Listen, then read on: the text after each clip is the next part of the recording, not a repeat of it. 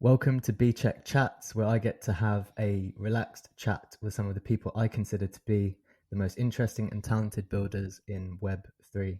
Today, I'm delighted to be joined by Zeneca, who is a shining light in the space, not only in regard to his work building an educational hub at Zen Academy, but more broadly as a calm, measured, and empathetic voice in the space. Zeneca, thank you so much for joining me today. How are you doing?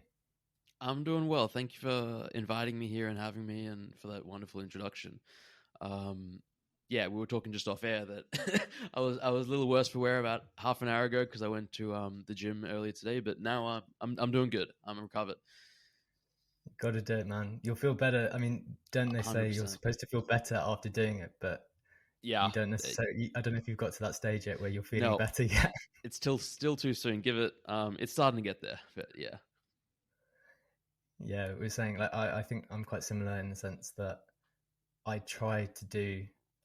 I don't know about you. I try to get the exercise done in the morning because if Mm, I don't get it done in the morning, it yep. just doesn't. It never happens otherwise. Yeah. It gets the end of the day, and you just want to like watch Netflix and you know veg out. At least for me as well. Yeah. Yeah. Um, so I just wanted to ask, did you manage to resist the temptation? This is one of the things I've started to do for the chats, and I normally share it after, but I share like the preparation that I've done before. But this time I shared it before. Did you resist the temptation to find out every single question I was going to ask you and I zoom looked in? at the photo and like I zoomed in a little bit, and then it was like I couldn't really read, and I gave up. So, um, yeah, it looked like a lot of prep, and that's the extent that I know. Yeah, Yeah, I tried to. It was intentionally bad, so people don't necessarily know what I'm doing. But yeah, then it actually doesn't always work because I sometimes can't read my own writing, yeah. which is never helpful.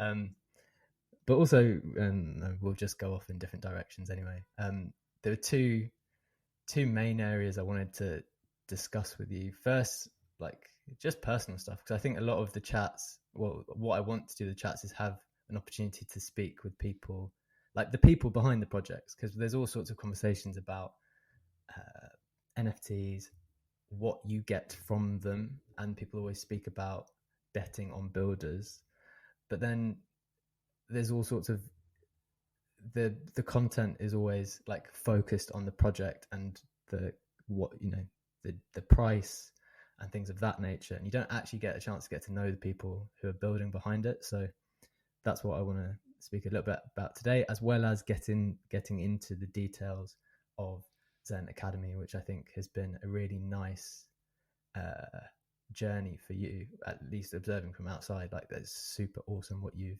managed to build there.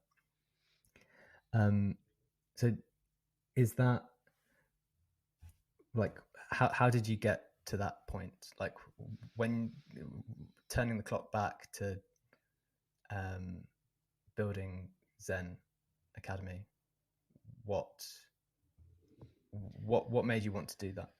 Yeah. So let's see. I think I first had the idea for Zen Academy almost a year ago, which is wild. It would have been like June, maybe like July last year, July 2021, and sort of the couple of reasons it sort of sprang to mind.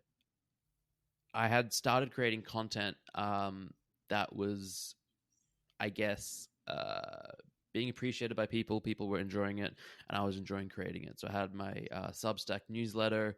I had started a podcast with my friend Jamie. I had started tweeting more threads and floor stat updates and just generally just engaging with the community and trying to like spread awareness, education, information across various topics. And it felt good.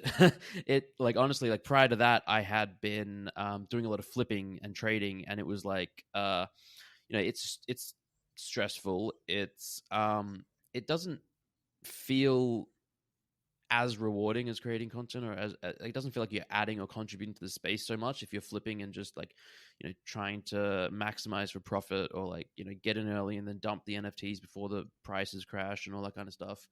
And before I got into the Web3 and NFT space, I was a professional poker player for 15 years, and that never felt like a fulfilling or reward, like a truly like rewarding career. It always felt a little bit like I wasn't really adding to society. So then, yeah, when I was getting into NFTs and Web3 and flipping, it sort of had similarities to that and parallels. So it never felt amazing. And then on the flip side, with the content I was creating, putting out there, that felt like I enjoyed doing it and people were appreciating it, and it felt like I was contributing. And so I was like, well, this is amazing and less stressful compared to flipping and always trying to mint and all that kind of stuff. And so I kind of wanted to lean more into that. And I was sort of like, how can I do that? What can I do? I mean, obviously I could have just continued doing what I was doing and trading on one side, actively trading, and then creating some content.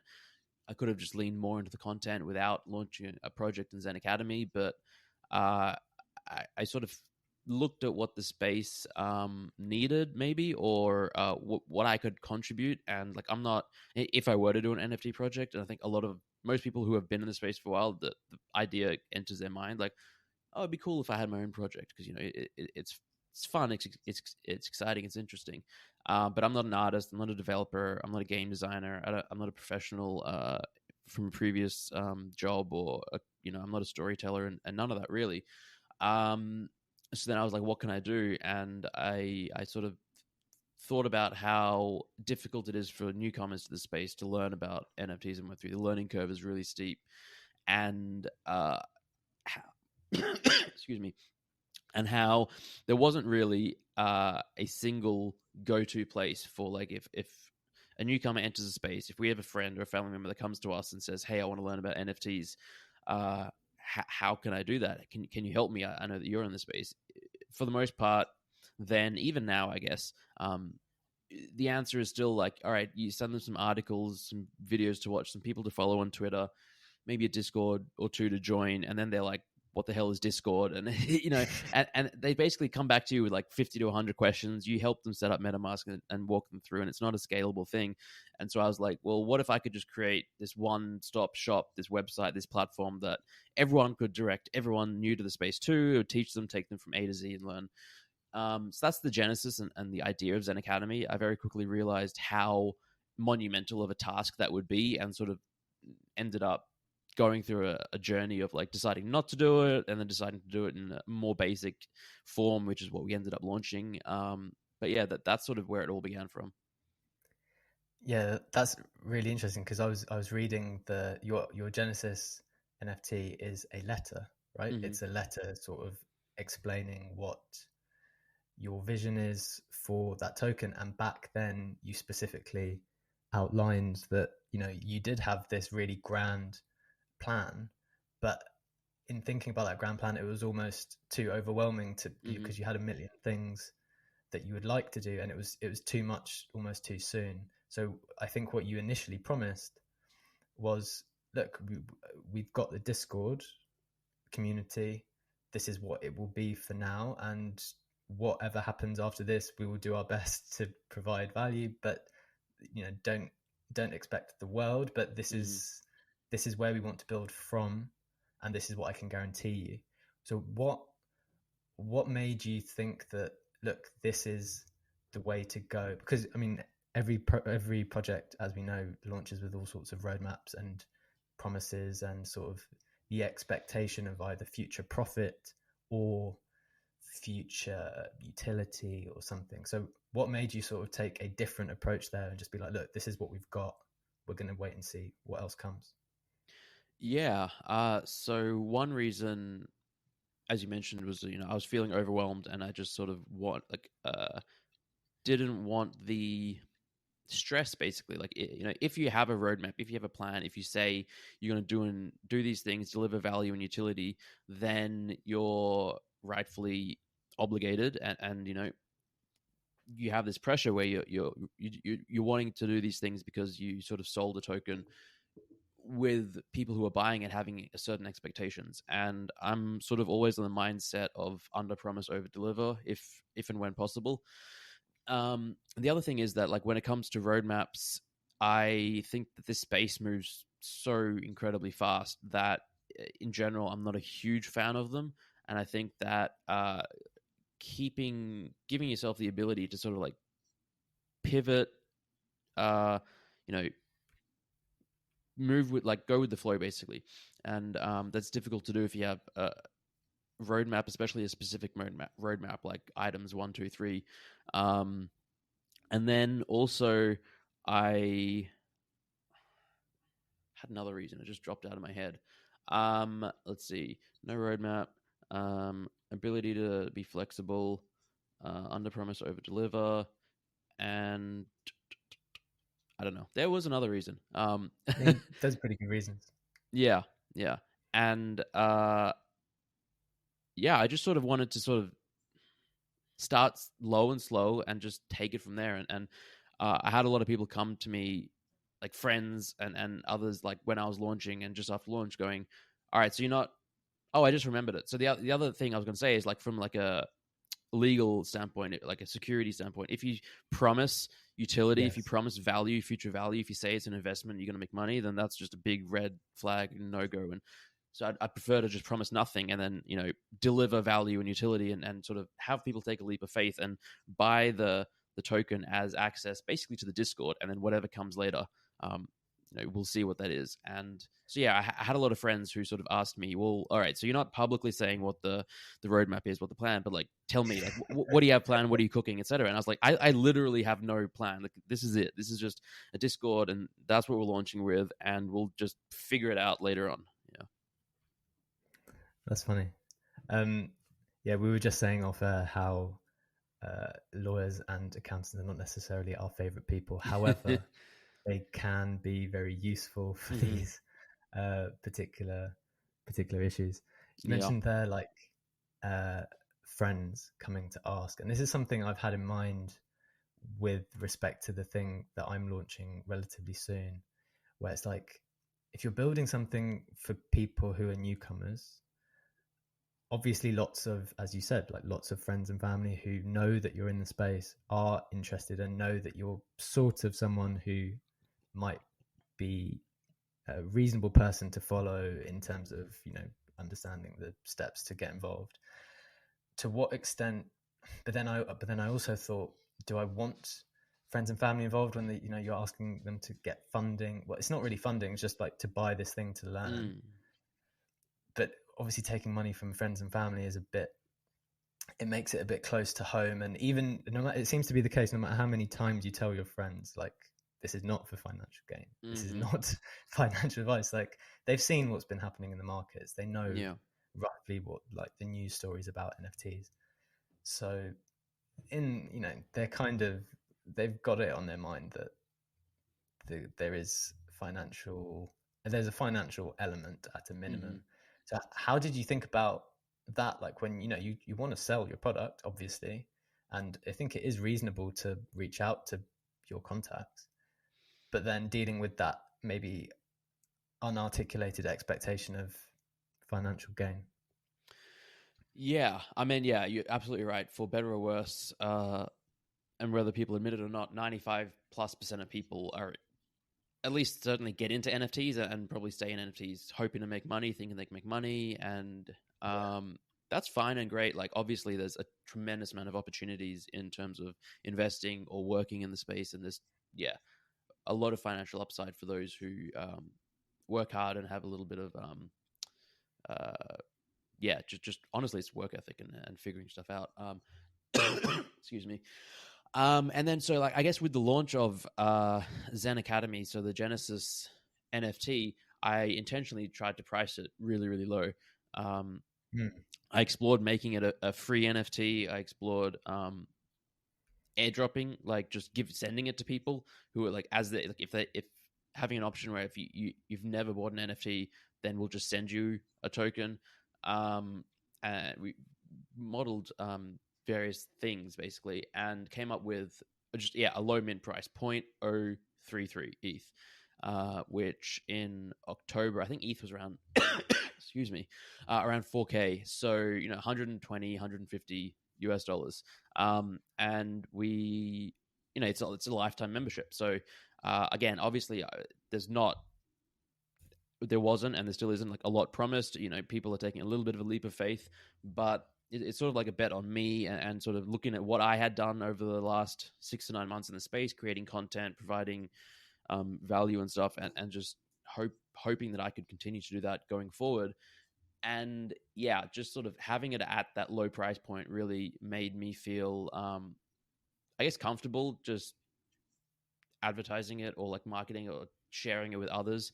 And I just felt extremely confident that I would be able to deliver 0.033 ETH in value over the course of a few months, let alone a year or two, let alone a lifetime membership. Like, as long as I'm in this space in NFTs and Web3, which I intend to be for a very long time, I'm always going to be looking for ways to bring value back to those who sort of took that leap of faith on me early. So from my perspective, I never felt worried or concerned. Like, obviously I'm biased, but I was like, to me, it seemed like the best investment or bet in the space, or the safest, because, like, well, I'm just going to keep working on it, and I believe I can provide at least that much value, probably more. It becomes a sort of like a slightly different, trickier situation when you're telling people to, like, buy in now. 6 months later, it's like 10x in price, and it's around 0.3 ETH. But I still feel extremely confident, and think it's a good value proposition, and like all of that kind of stuff. But yeah, it is a little different now than then, for sure. Yeah, I think it's a really interesting debate that founders probably have in their minds as to how much you ask for upfront, because your experience and your knowledge, like, is tangible value, and there is a danger sometimes when things are too cheap that people will, whether, like, well, are people actually buying this because they want it, or are people buying it simply to try to speculate on it, and it's cheap enough to speculate? So there's a legitimate question there as to which avenue to take. Were you concerned about that speculative element at all? I would have been if it was sort of like a limited, restricted supply. But sort of the model we went with for the Genesis token was an open edition, so it was available to purchase over a 2-week period. So it was just minting, and there was no cap on the supply. So anyone who wanted to buy one could wait till gas was low. I mean, the contract was pretty optimized for gas and all that as well, so it didn't cost much. But wait till gas is low, till you're comfortable. Mint 1 if you want, mint 3 if you want to give some to friends, mint 10 if you want to, like, sell some in the future and you think it's going to go up in value. But because it was not some sort of 10K, 5K, 1K project with a limited quantity, and no, there was no FOMO. There was like a 2-week long period. I didn't really feel like, I just sort of experimented with that, and felt pretty comfortable about the way that would work out.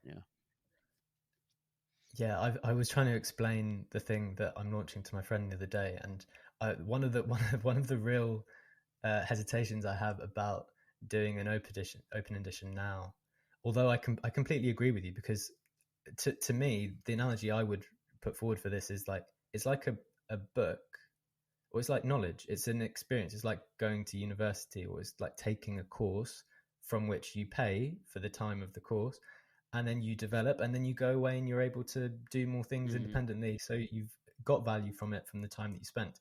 But there's no real reason for a book to be capped, right? Like, if you write a really good book for the world, why would you want only 5,000 people to read it, or only 10,000 people to read it? So to me, I think the analogy is perfect.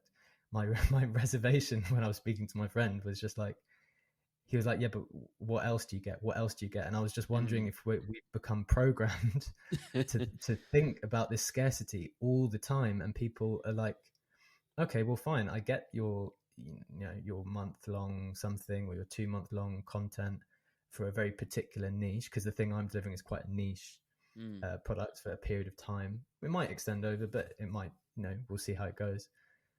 But then they're like, well, what's next? What's next? It's like, well, there isn't anything next. You don't ask that of a book once you finish reading it. You don't ask that of a course that you take when I have to take this course to get this qualification. Then I go off and do my own thing, right?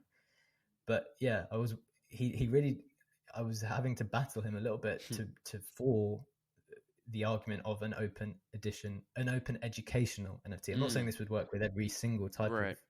NFT. For some things, clearly scarcity is needed. However, for an educational one, I'm not certain that it does need to be capped. Yeah, no, I agree completely. I think there's um, a lot of merit for like almost any sort of model and option and education and courses and access. It's very different to a collectible or a PFP or a gaming asset or something where or art where scarcity, provenance, those things matter more, rarity, etc. Yeah. I guess the only number someone might be concerned about, and this obviously we're trying to think about what builders and founders and creators are, what would help them the most. The number that might concern you if you were very, very successful is then having a community which you need to manage, right? So Mm-hmm. how did you then deal with the number of people who obviously jump into the Discord then, and then managing that number of people on an ongoing basis? So you've got thousands of people in there, right? So how many people are in your Discord, and how do you manage that? Yeah. So honestly, it wasn't something I really thought about. I probably should have thought a bit more about it, but yeah, like if we had somehow sold like 50,000, but I didn't really expect that to happen. We sold basically 6,500 tokens, and um, obviously some people bought multiples. So sure, there are like maybe a couple thousand people that joined the Discord, but so the Discord actually existed for several months before that, and it was sort of open, and then we sort of ended up gating it at a certain point. And yeah, it wasn't really a an issue in terms of newcomers and like scaling it too much at that point. So we have like maybe like 6,000 like active or semi-active members in the Discord who check it and can write and participate, and then we have another 20,000 or so who are just in there. We give out free access, so you can like read the content in the server without. If you can't afford, you don't want to pay for the token, you want to try before you buy, you can join, get a special free roll, and then like view the content. So from that respect, there's like 20,000 people in there with that level of access. But in terms of like actual, I guess, NFT token holder members, 5 to 7,000, I think, is that number. And I don't know. To me, it's not an enormous amount. It's fairly manageable, and yeah, I mean, I could get into like the whole community growth management Discord strategy type thing, and I've learned a lot over the last 6 to 9 months doing that. Probably the biggest takeaway being less is more. Fewer channels is better than more channels. But it's constant learning experience, and we're just figuring out how we can best serve our community, what content is best in Discord, what's best out of Discord. So we're working on like a Git book and a website now with some some content and stuff like that. What would you say is the biggest challenge of that community management? Um, Engagement and attention. I think like we live in such an attention economy, and keeping people interested in joining your Discord, staying in your Discord, checking your server every day, because people join new servers, they're in tens, dozens, hundreds, people are in 100 plus servers, and getting people to say, all right, I want to check Zen Academy every day. I want to go and chat in Zen Academy. I'm going to choose to participate in the Zen Academy community instead of the PFP project I just minted or this, that, or the other. And I think that honestly comes from just genuine one-on-one human interactions where you make people feel wanted, you make people feel just comfortable, make people feel like they're among friends and part of a friendly place where they can ask questions, they can have fun, they can share wins, share losses, and just have this level of camaraderie and companionship that I think a lot of people are seeking for in the NFT space. And I think that comes from like your presence there, and just spending time in there and talking to people and just like human interaction at the core. Yeah, I completely agree. But I remember reading one of your threads a while ago speaking about, obviously the variety of things that you're doing, and noticing maybe at one point in time, like maybe Discord engagement had gone a bit lower than it had been, and one of your reflections was that you as an individual just needed to spend more time there. And something I was really interested to ask you was, how much do you feel as the creator, the founder, the obviously the headline reason why people probably buy into it, that it's on your shoulders to keep that stuff going, despite being working in a background or against the backdrop of this decentralized space, because in some respects that goes against the idea. So how much do you feel it's on your shoulders versus empowering other people to take that off? What's the challenge there? Yeah, I mean, I think the sort of, I guess to answer backwards, in the decentralized, to the decentralized point, like that is like a core ethos, obviously, of blockchain technology, encryption, and everything, and I think it's sort of more of an end goal rather than something that we want to start at. And I think that that's true of most communities, even most DAOs people talk about. They're not really DAOs. Usually it's a core group of contributors that are making the decisions. And I think what's one of the first things DAOs do is they vote for people to make decisions, because you don't want to vote on every little decision. And so, I think that, over time, I mean, I could answer the first part of your question now. I do feel like a lot of it is there is a pretty direct correlation between my level of involvement, my the amount of time I spend in the Discord talking to people, helping people, answering questions, and sort of how active and engaged the community is. That said, we have a wonderful team, great mods, great community managers, and a great community who, I was just on vacation for 3 weeks. I was relatively inactive. I would try and pop in here and there. The world did not crash and stop or anything. Like, the community kept going. People still went and talked about new projects, shared their wins, shared their losses, had everything. And the end goal, obviously, is for the community itself to sort of take on a life of its own and be, just have people who have met one another through there, and again, keep coming back to it because they think that there's value to it, because of the community rather than any one individual. And so while maybe, like, again, if it's like a sliding scale to begin with, like day one, when I first created the Discord server, it was because I tweeted it out from my account, and anyone who joined was literally just saw it because of that.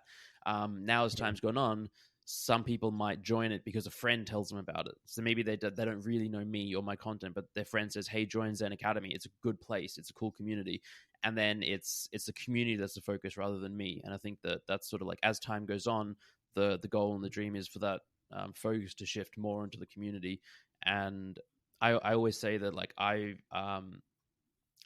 feel like I put up the framework for Zen Academy, and then the real value comes from the people that populate it and are in there, and the community, which is absolutely true. Because if I'm in there talking to just myself, there's no value. But if there's 100, 1,000, 5,000 people in there participating, they're all contributing to the value, and I learn every day in there as well. Like, there's topics that I don't know about, especially now that I'm focused on maybe some bigger picture macro stuff or content creation. I miss like upcoming mints, and I can't stay onto the project, so I'll go in and ask, hey, what's going on with this project, or what's the TLDR here, or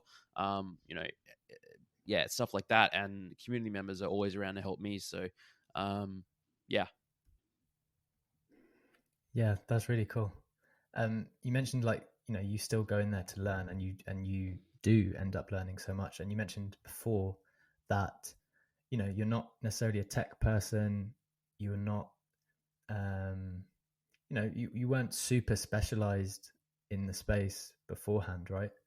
So there's still all sorts of stuff for you to learn. And I'm very similar in that respect. Like, I only got into crypto and NFTs at the start of last year. I didn't have anything before that.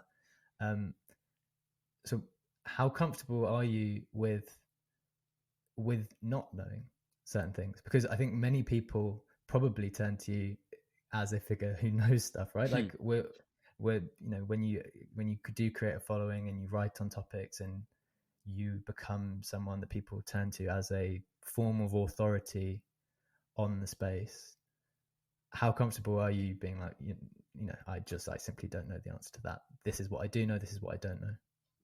I'm extremely comfortable. I accept and You have to recognize be, that right? I know almost nothing. Like none of us really know anything. And yeah, what was that really? I think maybe it was Socrates or Plato saying like the only thing I know is that I know nothing or something like that. And when it comes to NFTs and Web3, I sort of accepted maybe 8-9 months ago that there's too much happening in this space at all times in different directions. Too many builders, too many new projects, too many different blockchains. It's impossible to catch up and know, let alone stay on top of new stuff. So I just accepted I'm going to miss 99% of stuff, and that's Yes. fine. And I'm just not going to know. And let me just focus on what I can and just sort of just keep learning bit by bit. So yeah, I mean, I'm constantly saying I'm not familiar with that project. I don't know. Maybe someone else does, or maybe I can direct them to someone who might be able to answer the question. But yeah, I'm still very much learning. I think we all are. Yeah, I agree. But so going back to what there was a period of time. So before you created Zen Academy, there was obviously certain things which drew people towards your content. So for the people who are out there who want to figure out like, okay, well, how would I go about going in this direction if it is true that we know nothing, Hmm. then how can we establish some sort of foothold, right? So but there was a period of time where you were creating quite specific niche content. So what sort of stuff was that? Yeah, so I guess the first real content I started with was my newsletter, and that was sort of it was almost journalistic in that I would just be in the space all the time, and like there would be a news story that broke out, or like some interesting thing that happened every day or a couple of days, and I would like cover it and talk about it. And this is a very different time, almost a year ago, back when there were 2 to 3 new projects launching every week. So everyone got excited about a project, and then whether the launch went well, whether it was a disaster, you could just talk about it and write a newsletter, and people would be like, maybe someone didn't follow it and they wanted to catch up, and that was really easy. And because the space was relatively small, everyone like knew about the project and stuff like that. I think trying to do that now would be a little difficult. Um, that's what I started with, but I think the thing that really, I guess, blew up and propelled and grew my following and reach was I started posting these spreadsheets on Twitter, like floor stats, and Yeah, that it was definitely that. yeah. That is just when things went parabolic, because this was at a time when it was really difficult to look at the floor price for projects. Like there were none of these websites that tracked them. OpenSea did not list the floor price anywhere, and even if you went to look at a collection on OpenSea, it didn't by default sort low to high price wise. So there were multiple clicks and steps involved to look at the floor price. And I just started tracking it in a spreadsheet for like personal use, because I was into a couple of projects and just wanted to see how they compared day to day. One day I tweeted it out, and everyone was just like, "This is amazing. This is super valuable. It saves me time." And just like, shared, retweeted it, and just that just completely blew up. And I just did that every single day for 6 months. And I think that you know, I guess the lesson to take away from that, or the thing to learn, is I was able to recognize and due to sheer luck, almost just like figure out that or put some content out there that people really liked. It was kind of niche. It was very specific. It added, I guess, the core of it is it saved people time, and I think that's what it all Definitely. comes down to. If you can save people time, they will love it. They will share it, and yeah. So yeah, figuring out what that might be. Obviously, it's going to be different now. There's infinite websites tracking floor prices and dozens of people sharing that on Twitter. I would say, I guess one thing on top of that was I added a lot of commentary to the floor price updates as well. So I'd write a thread every single day with my thoughts on it. And I think sort of like it was like a 1-2 punch. In conjunction with the floor price, people came for the market analysis. And so there were a few people that also started, a month or two after me, posting floor stats, but I don't think they really added that level or that analysis that really got them to blow up. Or yeah, and it was also just like, again, no one else was doing it for the first month, so it just blew up, and then everyone was just yeah. So whenever someone new came into the space, they would always be like, "Oh, who should I follow on Twitter?" And my name was always up there with like 5 or 10 others that people kept recommending. So, anyway, yeah, find something that is valuable, that saves people time, and then consistency and repetition, and just continuing to put it out there. And yeah. What are the bottlenecks now that you think, like, what at the moment in your schedule, what are the things that you waste most time on, and you think like, oh, I wish this could be done? Because I think there's opportunities everywhere. Essentially, there are a lot of opportunities at the moment. What do you find that you are wasting, or that you feel like you're wasting? It might not be a waste of time, but what do you feel like you're wasting most time on at the moment? So this one, like a couple of months ago, because I have a system in place now that saves me time there. But I think this will resonate with a lot of people. Is just like staying on top of all the different NFT projects you're in terms of like reading their Discord announcements, seeing which might have giveaways and mint list opportunities, which have a free claim. Sometimes it's like, all right, you can claim a free comic and you have a 1 week window, or you can claim physical merch like the Adidas thing, and you have et cetera, et cetera. The longer you're in the space, the more projects you're in, the more difficult it is to stay on top of those. What do you do? Do you read Discord announcements every single day? Do you follow them on Twitter? And so I think that there's an opportunity, and I know that a lot of people are working on some system to like sort of aggregate the announcements from certain projects and distill them and propagate that. But I think yeah, like that to me is something that a lot of people, I think, spend a lot of time on. I'm not sure that it's a waste. And I ended up was like 2 or 3 months ago having one of my team members, basically like someone I employ, to really just do that for me. I was like, all right, these are the 25 to 40 collections that I'm most interested in and concerned in. Can you please just check once a week the Discord announcements and make sure I don't miss anything? And I mean, it paid for itself, because I what was it, Punk's comic issue 2, or the Mint Pass 2 or something. I like, it was open for 2 or 3 weeks and I missed it, and then I got like Luca, who does all this work for me. He pinged me like 2 or 3 times. I was like, yeah, I'll get to it. It was in my calendar, and then just like the day of, he's like messaging me like 5 times, like, you got to do it, you got to do it, you got to. And I did it, and you know, it was worth 5 ETH or something. So yeah, That's crazy. I mean, the Do you busier you think get, the harder it is to stay on top of all of it. Yeah. so? What does like a typical week look like for you? Is there such Yeah. thing as a typical week? I guess so. Like the last month and the next month there won't be, because last month I was traveling, I was on vacation. Next month I'm traveling for work. But prior to that, and sort of like this week and next week, so weekends I largely have off. I try not to do too much work. Monday to Friday, it's a lot of meetings, a lot of calls. So we haven't actually touched on this much, but there's a second membership tier within Zen Academy called the 333 Club, and that is limited to 333 members, and it's really focused on builders, project founders, those looking to, like, you know, who are a lot more serious in this space. And so I sort of have office hours where anyone who's in that club can book time in my Calendly, 20 minutes, 40 minutes, in a couple of chunks of time, Monday to Friday.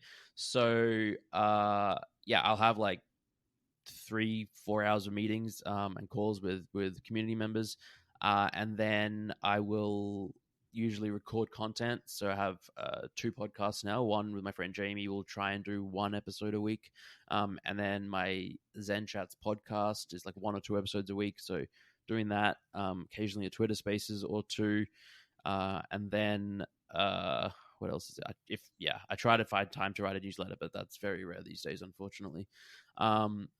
Team meetings, like within Zen Academy, we have a team meeting every Monday, and then I'll have like 2 or 3 satellite meetings to talk about, you know, collabs or like NFT NYC and our plans there, and working on that. I try and sort of like keep an eye on the market and buy some NFTs and mint, but I basically don't do much of that at all anymore. I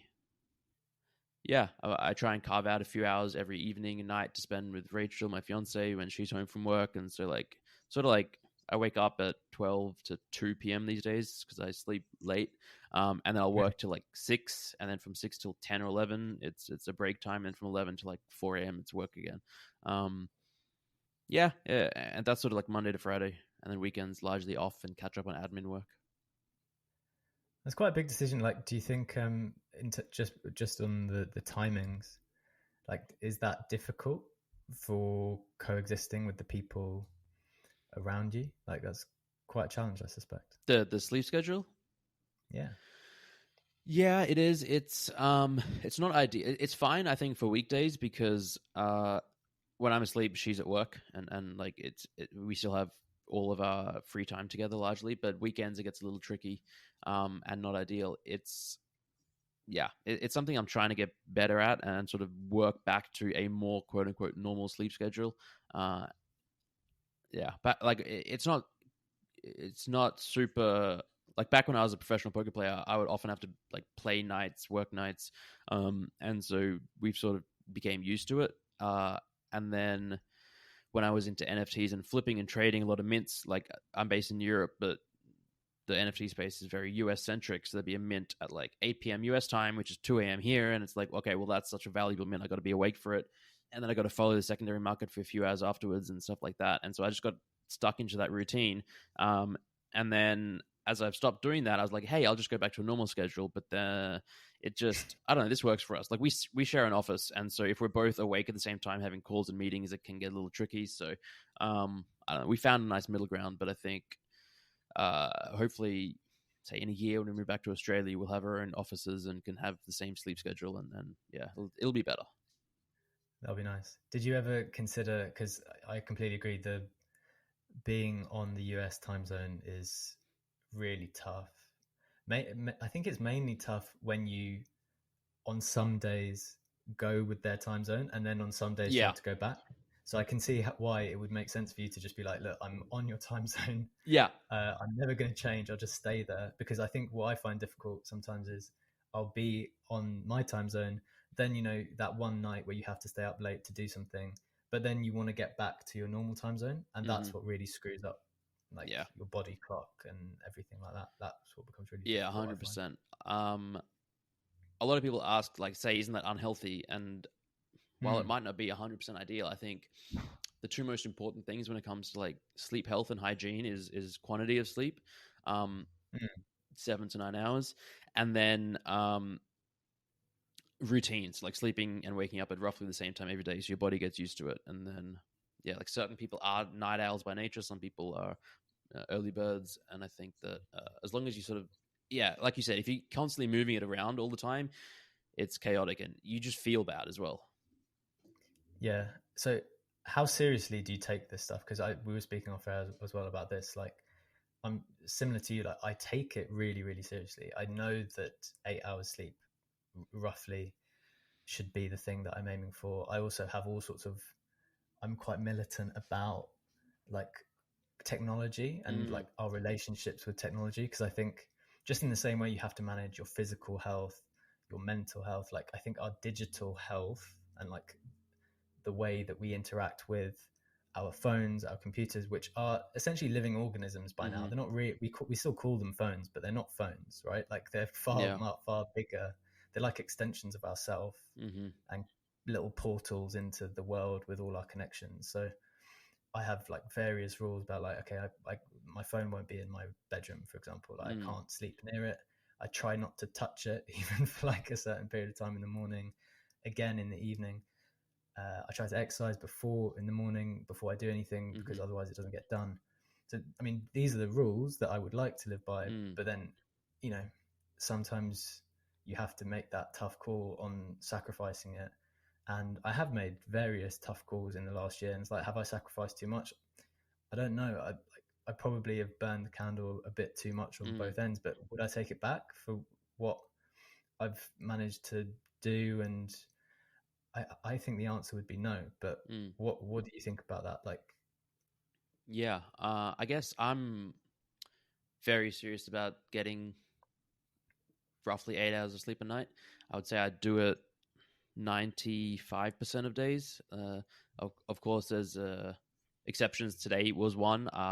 I had to wake up at 7 a.m. to have a call with my accountant in Australia. And, I tried to sleep a little earlier last night. I couldn't have gone to bed completely yet as before, but I was like, let me try and sleep at 1:30 and get like 5-6 hours of sleep. And then that didn't end up happening because a couple of unexpected things came up. So I got about 4 hours. But I would say, again, 95% of days, I just sort of block out time in my calendar. Basically, it's like, all right, nothing scheduled for this 8 hour, 9 hour, 10 hour block, if and when possible. And I'm not, I used to be more serious about no technology right until bed, and sort of using the like the UV filters on apps and computer and stuff to get myself into the zone, and no caffeine after a certain time. Yeah. All of that stuff, even to the extent of like having a warm shower before you go to bed and ensuring the room is cool enough. And I've sort of stopped being as persnickety, I guess, about all of that. But I will, just still like do everything I can to make sure that I can get enough sleep, and like I don't schedule things too early unless really really necessary. And I think it's worked out fairly well for me. Do you think but I think one of the key questions that people would level at people like you who are very successful in the space, and others in similar positions, is it almost easy for you to say that now, post all the success, to be, because you've got a bit more freedom and wiggle room to like prioritize other things because you've established yourself and put yourself in a position to be a bit more flexible. Do you think that necessarily is possible to work for the the newcomers who are hungry to get into the position that you've managed to get? Yeah, no, I mean, I basically for like two and a half years have been ever since I read that book Why We Sleep by Matthew Walker. That's like that. I read it and I was like shocked. I was like, all right, basically got like scared into wanting to sleep more, Really? and then I started doing it, and I just felt infinitely better. Like I forced Mm. myself to do it. I was like, all right, there's something to it. I felt mentally more stable. I felt like I was making better decisions, healthier. I wasn't getting as tired, and just it just felt better. So pretty much ever since then, like I forced myself to do it. So well before any sort of even knowing what NFTs were and getting into the space. And then obviously getting into the space, it's so exciting. It's so cool and new, and you want to be, and you're afraid, and there's FOMO when you want to miss things. And it was certainly like a transition phase, I guess, for the first few months, where I still would say I got 8 hours sleep 95% of the time. And if anything, it helped me highlight the importance of it, because there were a couple of occasions where I didn't. Maybe I woke up really early for a minute, and I just found that I was just more easily agitated and impacted by, like, if I remember there was a really specific example. Fame Lady Squad was a project that minted like mid last year, and infamous for like being three Russian dudes who masqueraded as the female team, a women team. And anyway, I minted it, and I think I flipped most of them or almost all of them before going to bed, and at a good profit. And then I woke up like in the middle of the night and saw the floor price and checked it, and like it had gone way up, and I just couldn't get back to sleep, and I was just like Yeah. really in just an awful state for the next 1 or 2 days. Just really depressed, and couldn't reconcile that feeling. And I think a lot of people have had that. You sell something, you might make a profit, but then it goes out like 5-10x, and you're just hating yourself. And that has happened many times since then. It's inevitable in this space. But I sort of have been able to accept it and be okay with it most of the time. But that one time where I just didn't get enough sleep, I woke up and then couldn't get back to sleep.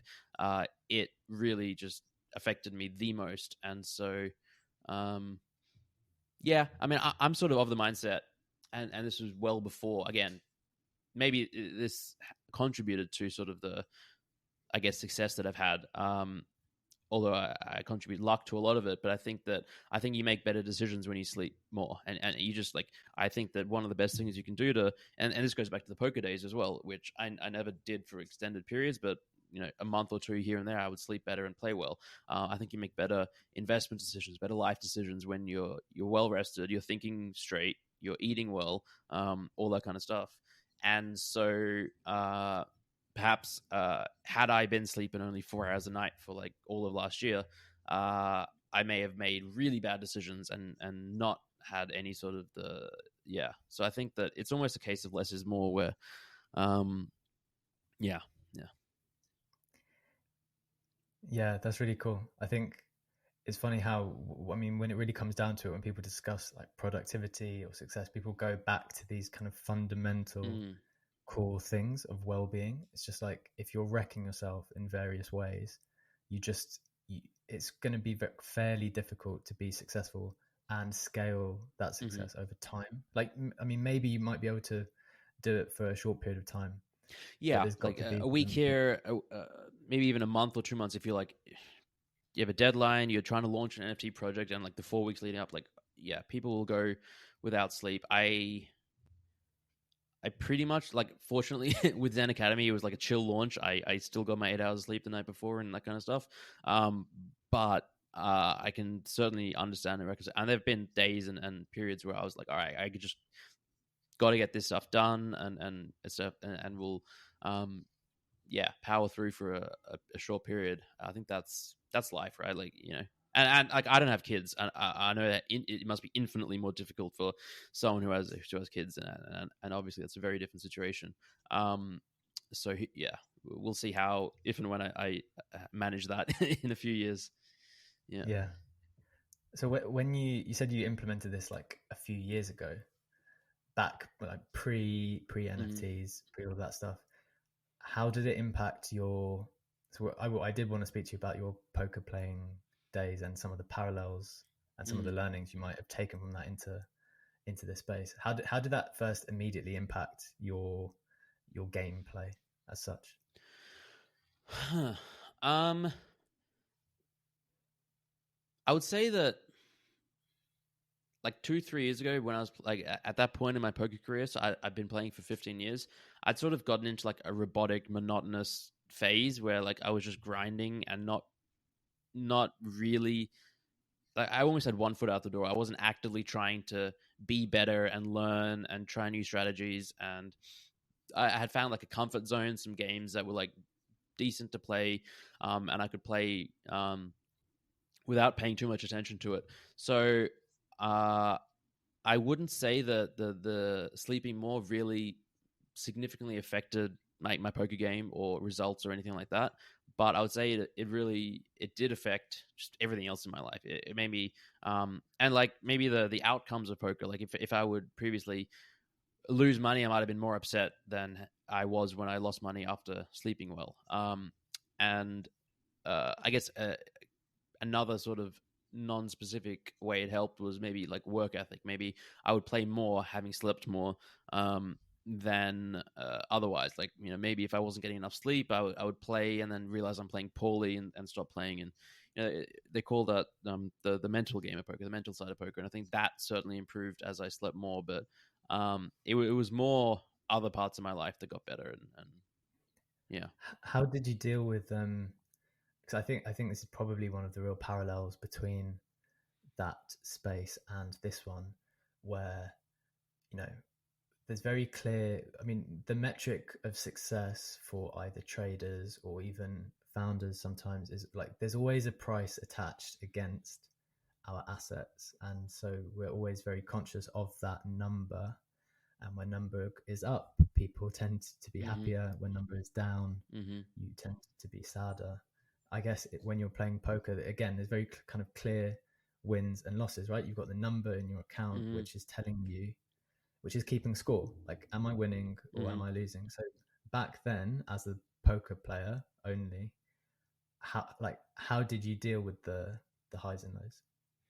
Yeah, I mean, the short answer is with great difficulty and a lot of time and Really? experience.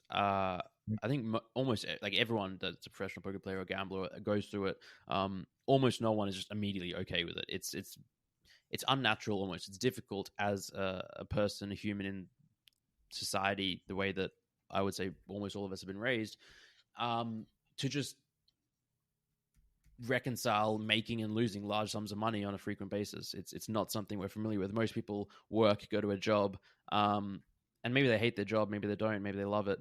But as long as they're sort of employed or even unemployed, usually you don't lose a bunch of money. You don't lose a bunch of money on a day or a month. No one works for a month. Really, I mean, obviously there are exceptions, and traders are one of them. But most people don't work 8 hours a day for a month or a week and lose money. And No. in poker, that is not uncommon. You have to be okay with the idea that so then how do you be okay with that? One step is planning, ensuring you have a sufficient bankroll management. You have funds to pay for your bills and living expenses, so you're not totally stressed every time there's a bad period. And the other is sort of like confidence and like feeling like you're making the right decisions, and that's really difficult to know whether you're playing well or not. And again, that comes with experience. You sort of look through your hands and the history, and you talk to friends about how you played and get their advice. And did I just get unlucky, or did I play poorly? And I guess the biggest lesson I would say I learned from poker, which I've definitely helped me a lot in NFTs, is trying to align your emotions and your feelings with your actions rather than the outcomes. So you can sit down at a poker table and play terribly and get lucky and win a bunch of money. And default feelings to that situation is you make a bunch of money, number goes up, you feel great. But in reality, you played terribly, and maybe you shouldn't feel so great. And the flip side is you sit down, you play amazing, you like the best poker of your life. You make great decisions. You're in the zone. You're well rested. You're just playing really well. The game is great, but the cards don't fall your way. You lose a ton of money. And again, default reaction, losing a bunch of money, is to feel sad. But it's sort of like a real conscious effort to try and feel good when you play well, regardless of the outcomes, and recognizing that certain things are just completely out of your control, and then feeling not so good when you play poorly, even if the outcome's good, and sort of realizing, oh, I didn't play well. It's sort of irrelevant that I won money. Let me focus on like, why didn't I play well, and what can I fix? And similarly in the NFT space, so much is, and trading, so much is out, and life, so much is outside of our control. Focusing on what is in your control and what you can do to improve that, I think, is paramount to sort of my way of thinking these days.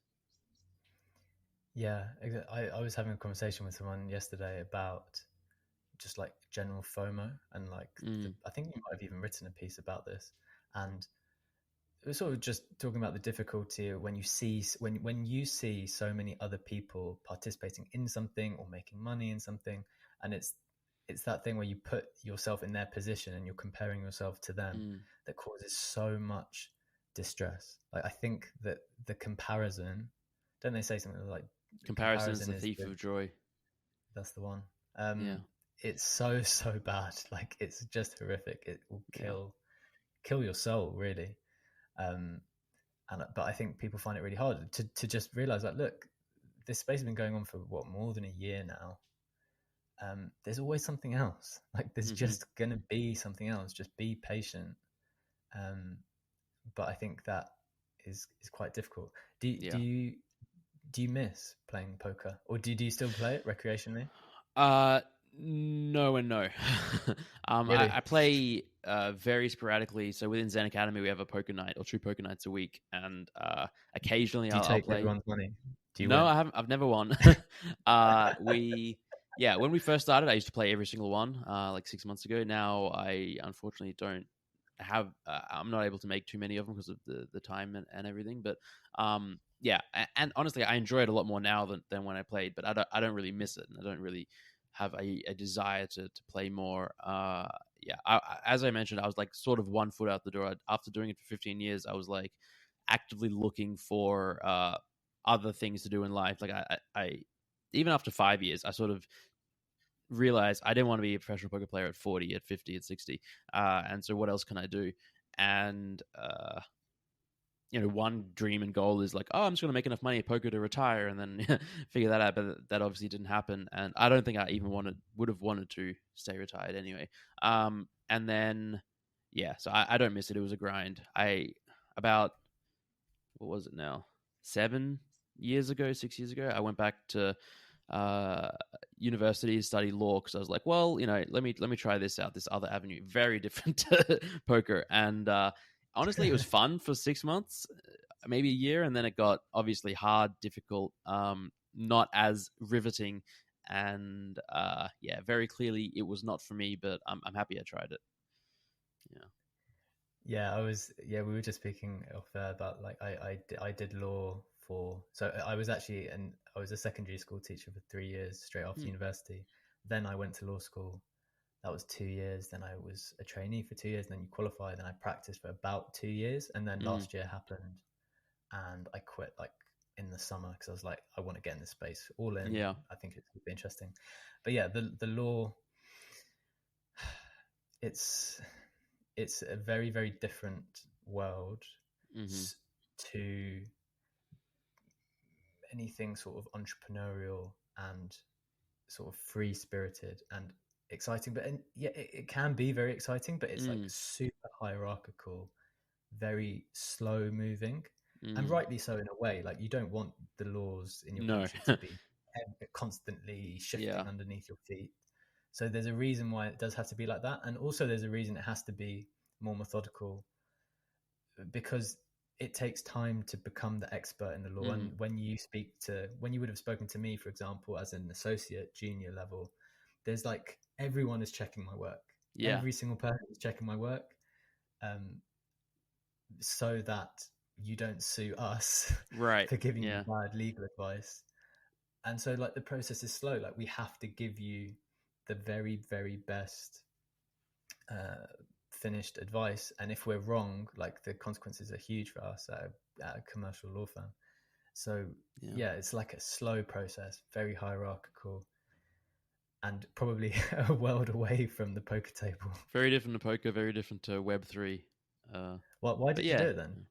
What made you want to do it? Why law, for example? Yeah, so I guess I always sort of had an interest and fascination with law. It was my favorite subject in high school. When I went to university, straight after high school, before dropping out to play poker, I was doing like a commerce business degree with a view to move into law. I was doing one law subject, and I don't know, it always did fascinate. I love the written language. I love words and figuring out the meaning of words, and there's a lot of that in law as like statutory interpretation, and as they call it, and it's like that for whatever reason interests me.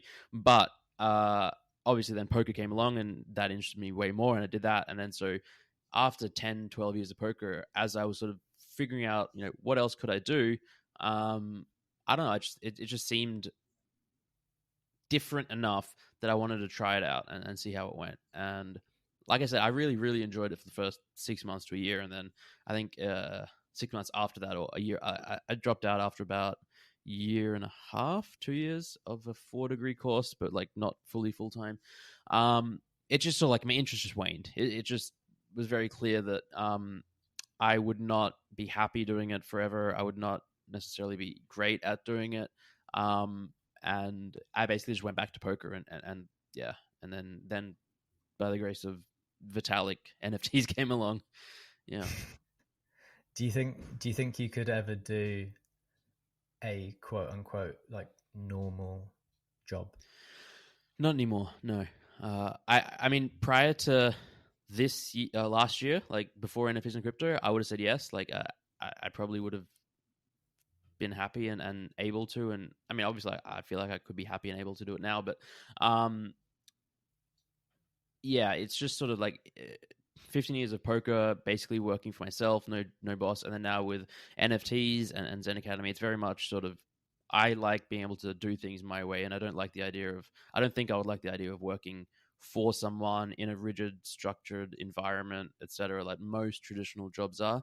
That said, I love the the aspect of Zen Academy where it's like, well, it's not just me now. We have a team. We make joint decisions. I I enjoy working with people and having that level of like professional relationship with people that I basically never had. But it's still very much like my way still, or like we get to do things at my pace, and I like to do things at my pace and have that freedom. Whether it's usually it's slowly, especially with Zen Academy. One of our values is we make haste slowly. So like is Web3 is crazy, fast paced, but we don't necessarily have to match that. And another one I saw a tweet like a week ago. I can't remember who tweeted it, so I apologize to them. But tweet was simply direction is more important than speed. And I was like, that's perfect. That's exactly what I want for Zen Academy. It's like we're gonna again, we had no roadmap. We still don't really have a roadmap. We're gonna sort of inch towards like a direction that we think is good and helpful and beneficial to the community and us. And doesn't matter how long it takes us. I have no desire to be a beast, behemoth, giant in the space. I don't want to, I don't care about making infinite money or having tens, millions, hundreds of thousands of users and members. I'm certain that other platforms and communities will come out that are focused on education and will do what we are doing, but better in many ways in terms of like the educational content and the structure of it. But what they'll never be able to replicate is the community, and that's something that I'm just really that makes us unique. And I think that as long as we focus on that and keep building our one-to-one connections and stay true to ourselves, and like I don't want to take on VC money, I don't want to scale. It's like we'll do things at our pace, and if that means we never become huge, so be it. Like it's great as it is, and I'm happy with that. Yeah, that's really awesome. I think one of the big challenges that I see, or one of the reservations I have about lots of people's ideas that I hear, is that everyone seems to be swinging for the fences, like to take everything, like everything that people are suggesting is like, okay, it's the next OpenSea killer, or it's the next, Amazon of Web3, or it's the next Facebook of Web3, or it's the next something. So I do appreciate that someone will build those things, and so there's merit in aiming for those things, but I wonder whether there's so much more low hanging fruit for people to just take, like build a good small thing that is useful to 100 people at first, then it will become useful to 1,000 probably. Yep.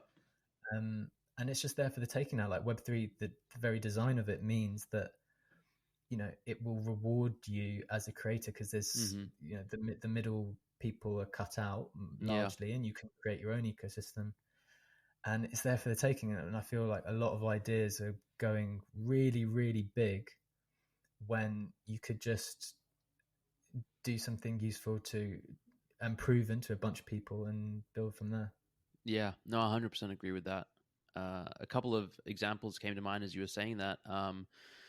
WGMI.io is this platform for tracking your portfolio, and they sort of I chatted with Thomas, the founder, actually like a few days ago, and he was telling me about his journey and how he launched almost a year ago, 8 months, 10 months, because there was no portfolio tracker similar to my spreadsheets, and he was doing it, approaching it from the automated angle, and he started off slow, got 100 people, got 1,000 people, and it was just a small thing that was really helpful, and again, wasn't massively revolutionary, but it worked. And then pre-mint is another one that comes to mind. Like they saw everyone is doing these giveaways, exchanging mint lists, and figuring out and using Google Sheets and forms and stuff. And what if we could simplify that in some way? And came up with Brendan, just sort of coded it. Like he's a builder, and within a week or so, he had a basic one, and then he just kept iterating on top of it. And it solved a particular issue that really helped people and saved time. It all comes down to saving time, I guess, at the end of the day. Like that's the most precious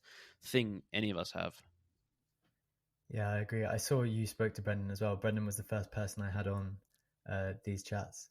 Yeah, amazing. And when I did ask him, like, what's the main thing that you would recommend to people who are entering space with the intention of building something useful, it's just like start with a problem that actually needs fixing. Yeah. And I think Premint is an awesome example of that, where it's like you've just saved so many people so much of a headache.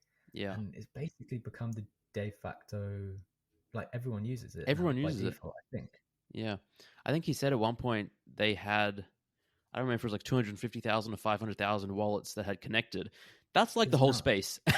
Yeah. That's it. Yeah.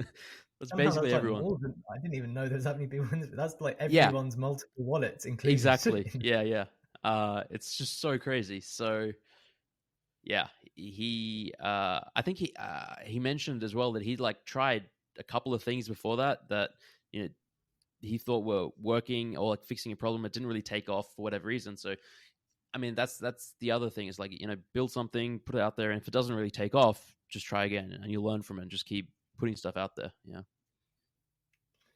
Yeah, I agree. I think that's really, really important.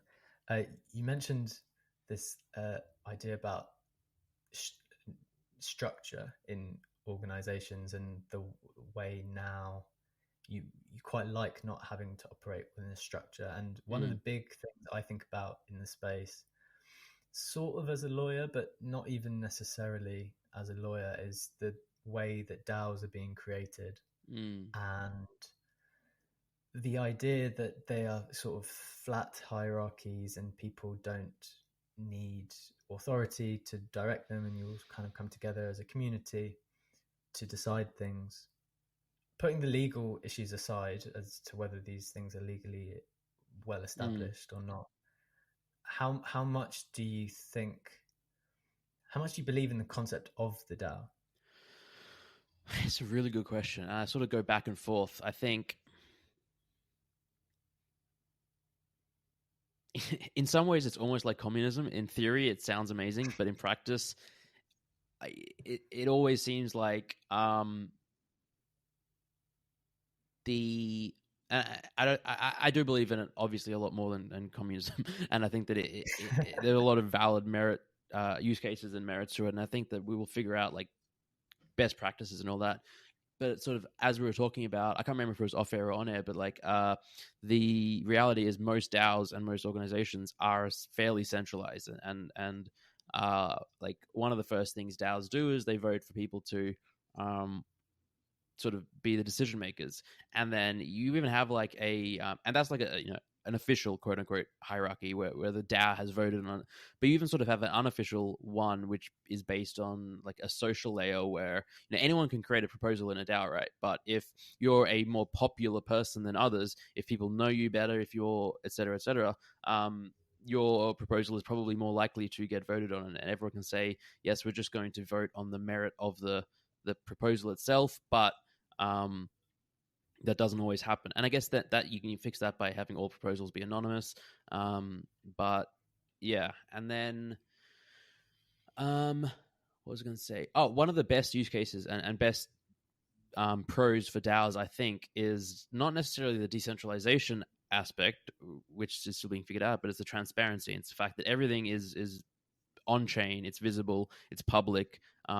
If you're trying to run an organization, a company, in the traditional Web 2 world, etc., you'd you know wait for quarterly reports, yearly reports, employees, and they may not really know what the financial situation is. Maybe the company's about to go bankrupt and run out of money, and they're preparing their life around it, and then just bought a house and etc. They're going to lose their job. With a DAO, basically, in theory, everything should be on chain and everyone can see the treasury and the reserve and where the money's being allocated, and vote on how it's going to be allocated. And in reality, some DAOs will at least currently need like bank accounts to do fiat stuff. But anyway, yeah, I think the transparency is probably the most compelling reason for DAOs at the moment.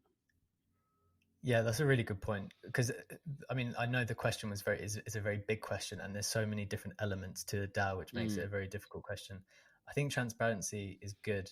I have a sneaky suspicion, like when we get down the road somewhere, that we all have this instinct that transparency is good and that knowledge is good and that we need to know things. But I have a feeling that we'll get down the road and then realize that sometimes not mm, everything needs to be known by yeah. everyone, and that there are certain things that should be only shared amongst like a senior leadership team, Mm-hmm. for example, or you know the co-founders, or whoever people have elected to take Yeah. on these senior positions, which obviously DAOs are doing anyway. and then that gets disseminated. And this goes to my bigger point, which I think I'm fearful that we throw out like years and years of company law and development. Like companies have been developing for hundreds of years, Yeah. and we've got to the position now where employees have all sorts of rights. You know, jobs are pretty good. Like I know some of them are really annoying, and you know we can't ever see ourselves doing them, and we might not want to do them if we had a choice. But for many people, the development of companies has been a pretty good thing, because you get all these jobs, you get a salary, you get employment law to protect you, various things of that nature. And I wonder whether we like have thrown it all out, being like, okay, well, that's boring, we don't like it, we want to create this new thing. But over time we're going to end up essentially building the same system, because we've thrown it all away without thinking deeply as to why it was built. I think is it Chesterton's principle, which is if you don't know why, if you want to get rid of a fence but you can't tell me why the fence was put there, then you can't get rid of the fence. You need to understand why the things were there first. And if you can explain to me why it was put there and now justify that, okay, we do not need this thing anymore, life would be better without the fence, then fine.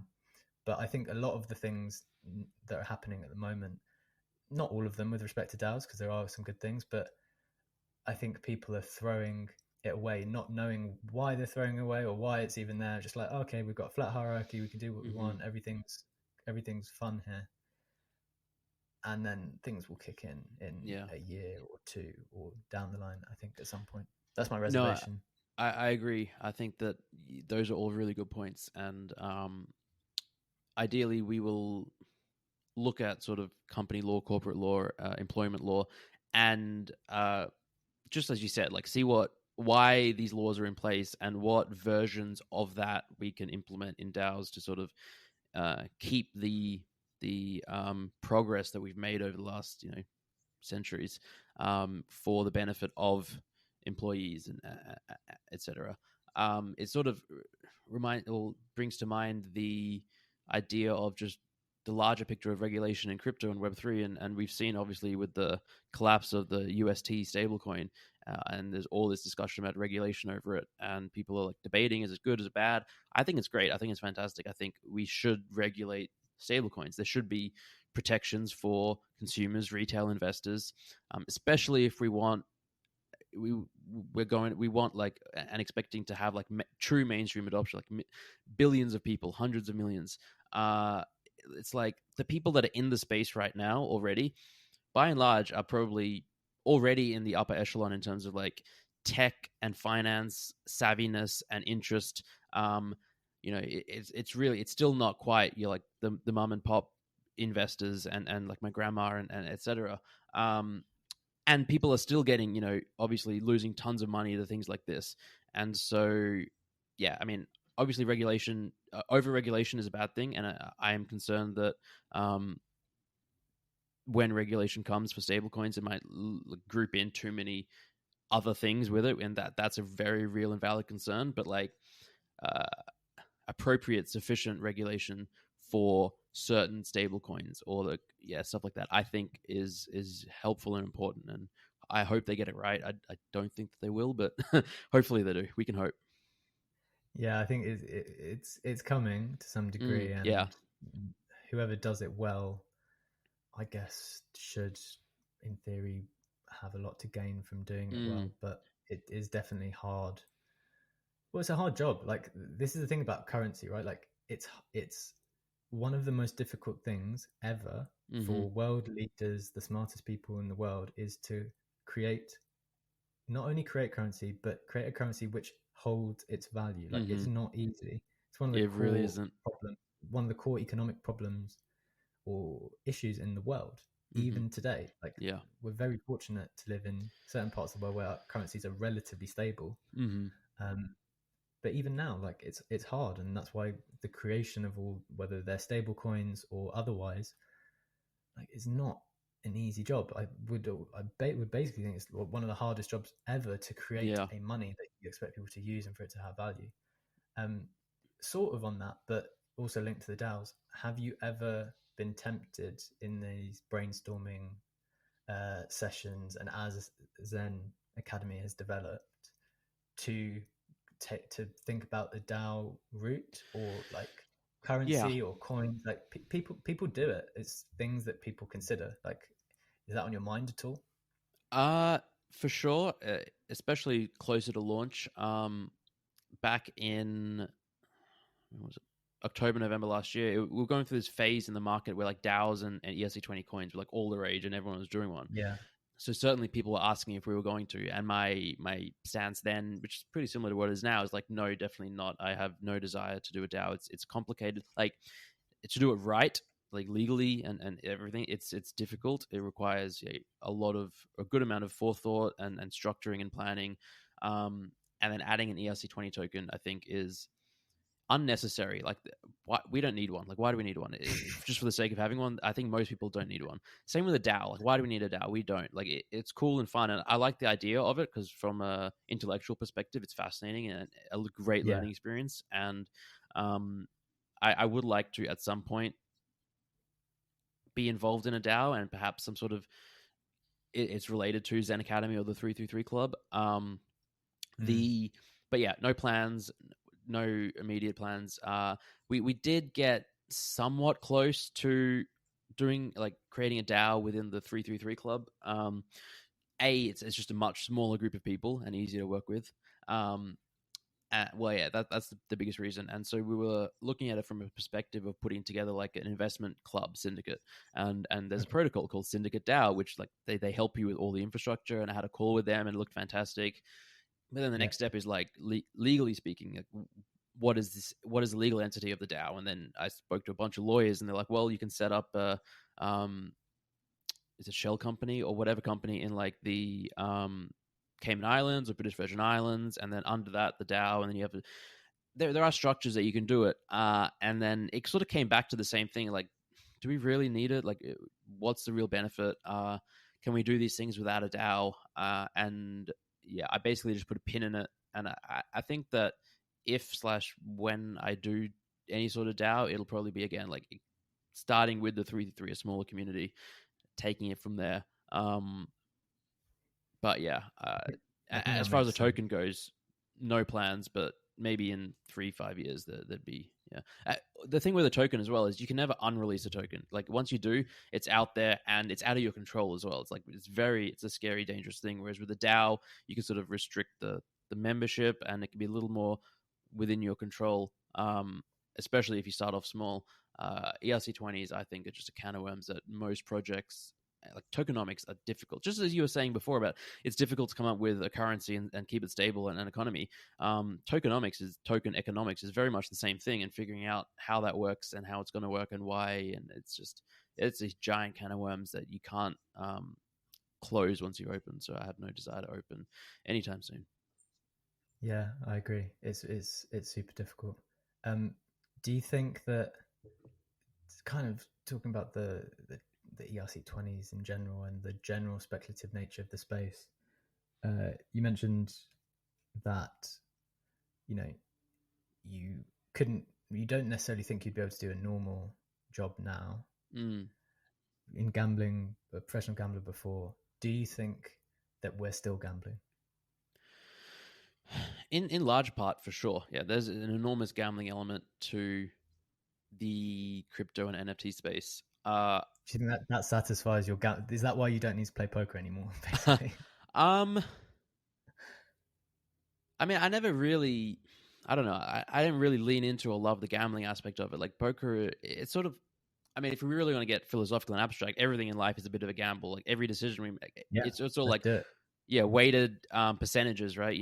Whatever you do, you say, there's this likelihood, like a 20% chance this is going to happen, 80% chance this is going to happen. We drive a car, 99.999% chances we're not going to get in a car crash, but a tiny percent chance we take that risk. It's if you want to call it a gamble, it's statistics, and that's what gambling is at the end of the day. It's just that when you go to a casino, the odds are against you, and you just statistically going to lose. And with poker, you can influence the outcomes, or influence the decisions, and sort of stack inject skill and sort of make it so that the odds and in the long run, sort of, you're statistically more likely to win if you keep making good decisions. when it comes to trading and NFTs and crypto, I think it's kind of similar where you can make good, well-informed decisions in a lot of respects. That said, the variance is really, really high, and it's like there's multiple layers of gambling. One is like the rarity thing of minting NFTs, and the other is just gambling on the underlying assets. Like, is that collection going to do well? Is ETH going to do well? Is crypto going to do well? And it's not just is it going to do well compared to other options, and there's opportunity cost and all that. So anyway, long and sort of, I think this is definitely gambling, but everything is gambling in life. I agree. That's a awesome answer. I'm conscious of the time, so we'll wrap it up here with my final question, which is if you had one piece of advice to creators or builders in the space who want to produce something of quality, what would you say?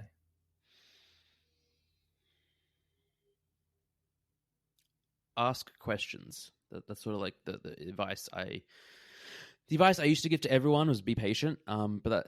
Getting into the space, but now I think a better advice for everyone is just to ask questions. I think that asking questions, whoever you are, wherever you are, in whether you're a collector, a trader trying to invest, or a builder, a founder, and trying to launch a thing, there's an enormous amount of information that you can get and learn by asking questions, and there's no such thing as a stupid question. And a lot of the time, especially founders and